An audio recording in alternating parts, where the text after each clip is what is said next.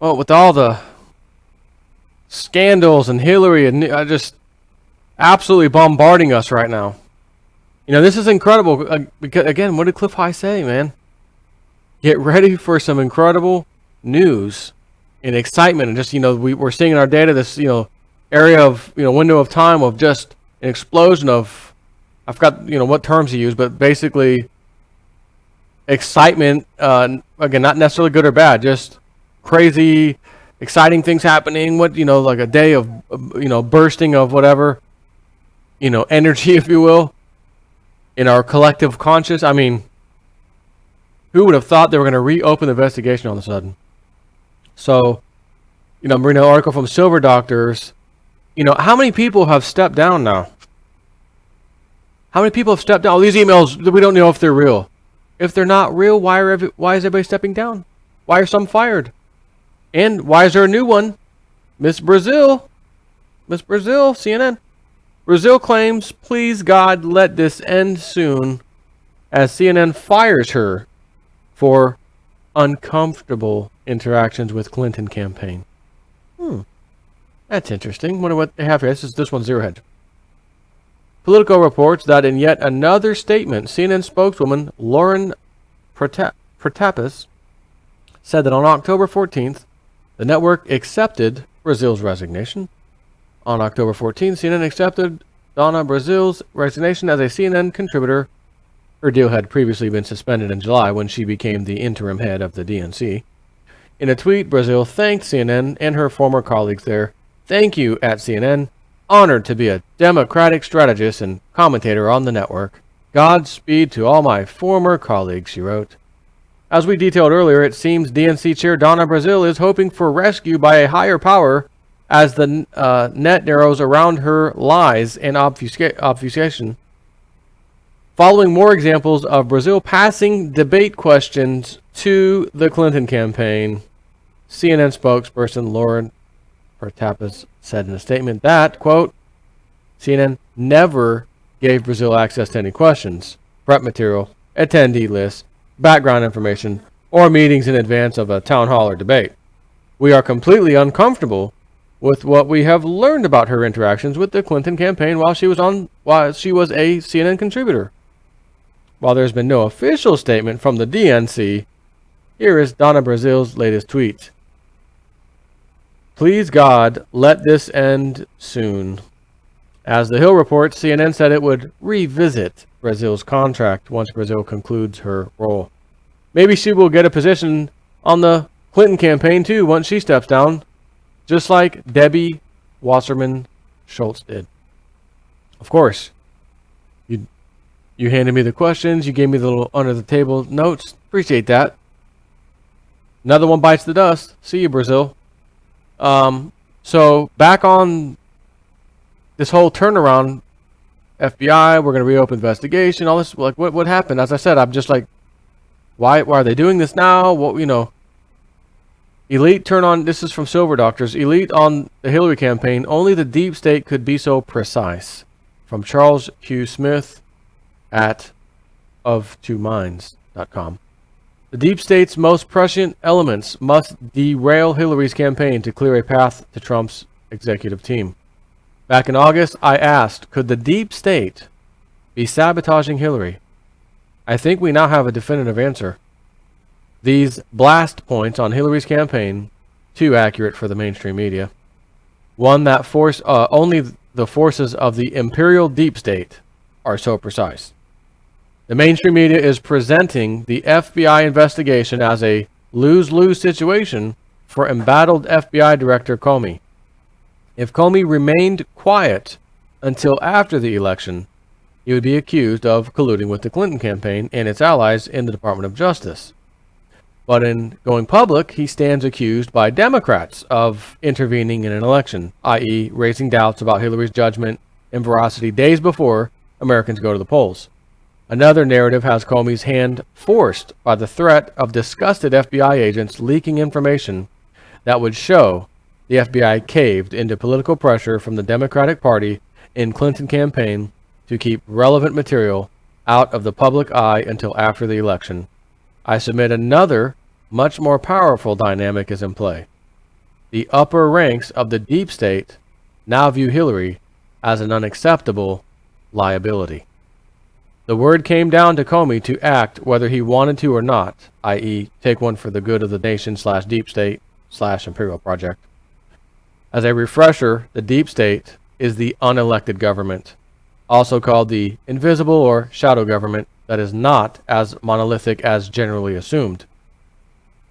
And if you think that's a silly name, maybe you're new to my channel, you think that's nonsense.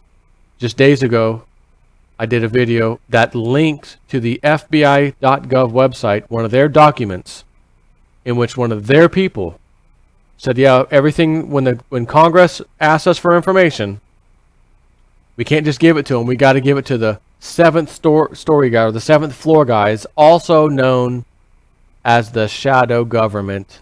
That was their quote. So before we give what we already know Congress wants, they, the seventh floor group, or shadow government as he called them, have to give us what they deem necessary to give to them. So that, in sentence, is a shadow government. You have someone hand you a subpoena, Congress, we would like these types of documents, hand them over. Naturally, you would say, well, I'm the guy to do that. I'll just go over here. No. Stop right there. Turn around more. Say hi to John Kerry. John Kerry is a member of that deep state. They referred to him in the document, by the way, John Kerry. Give that request to those guys, and then they'll give you the pertinent information to give back to the requestee. Thanks.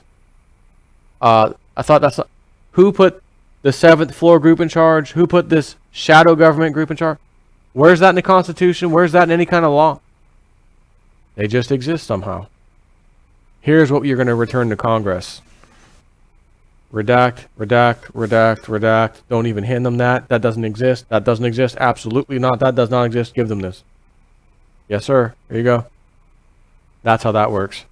And I do have that video that has the link to the FBI website in which they refer to these people as shadow government in the own document of the FBI.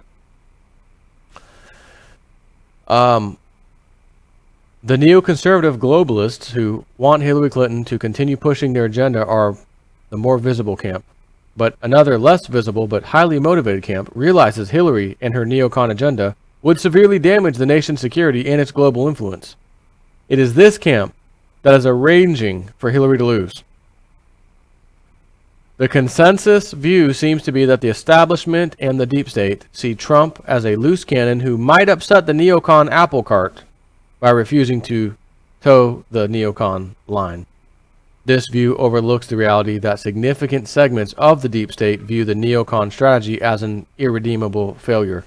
To these elements of the deep state, Hillary is a threat precisely because she embraces the failed neocon strategy and those who cling to it. From this viewpoint, Hillary, as president, would be an unmitigated disaster for the deep state and the nation/imperial project it governs. Whatever else emerges from the emails being leaked or officially released, one conclusion is inescapable. Hillary's judgment is hopelessly flawed.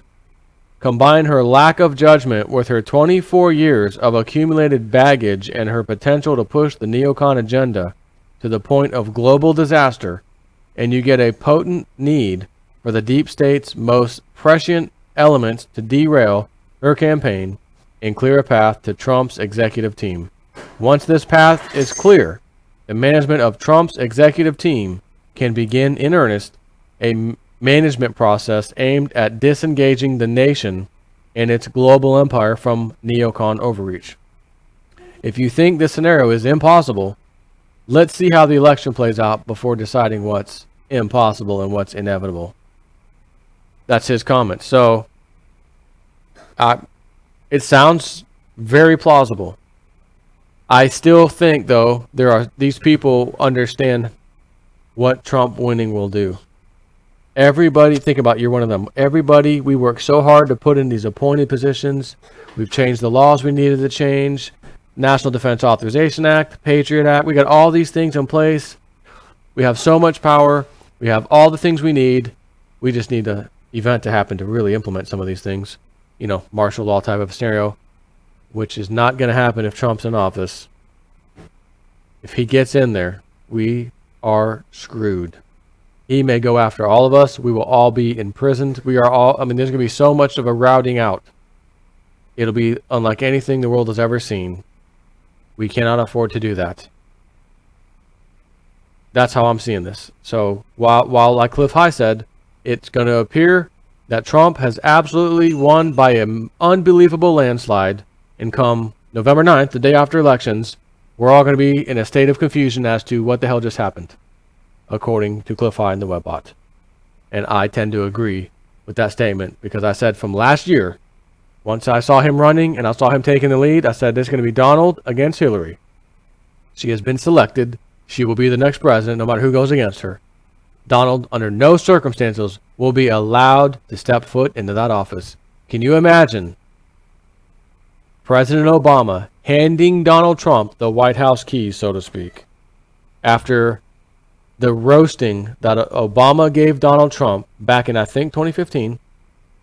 And the whole room is laughing and cheering and just loving Obama as he rips Donald Trump, and Donald Trump's just staring at him with kind of this serious, I'm going to get you sucker face. And I think that was when he decided, I'm going to go for the presidency and win. You think you guys are smarter than us? You think you guys are going to continue doing the crap that you've been doing over these years? I'm now going to run for president, and you're going to hand me the keys to the White House, sucker. And you know, Donald called Alex Jones one day. He had him on the air. This might have been late last year or earlier this year. I don't remember. And he said, if I make it in the White House, man, your listeners are going to really like me. And that's all he said. You know what that means. That means the Don, Trump, knows about all the stuff you and I know about. The birth certificate stuff, maybe 9/11 stuff, maybe some other stuff, I'm not sure. But if he's telling InfoWars, Alex Jones, your people are really going to like me if I get elected. That's his way of saying, I know the things that you know. I don't dare say them now running for presidency. I'll never make it. But when I get in there, we're going to take a peek at some of those things, maybe all of them. And if I got to clean house, I'm going to freaking clean house.